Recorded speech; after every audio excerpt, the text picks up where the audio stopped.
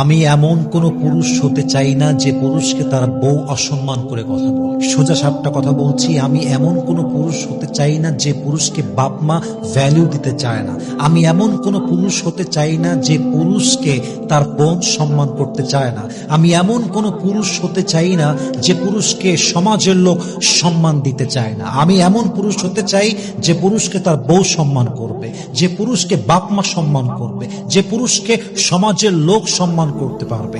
Yes, এটা সত্য যে আজকের দিনে আমার অবস্থান শক্ত নয়, কিন্তু আগামী 1 বছরে, আগামী 2 বছরে যদি আমি আমার অবস্থানকে শক্ত করতে না পারি, আল্লাহ নিজেই বলছেন, ইন্নাল্লাহা লা ইউগাইয়িরু মা বিকওমিন হাত্তা ইউগাইয়িরু মা বিআনফুসিহিম।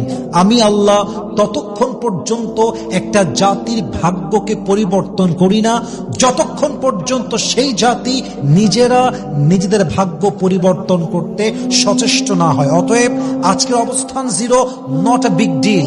যদি আগামী 1 বছরে 2 বছরে আমার অবস্থান পরিবর্তন আমি করতে না পারি, আমার চাইতে অপদার্থ পুরুষ পৃথিবীতে আর সেকেন্ড কেউ হতে পারে না। ঠিক কিনা বলেন?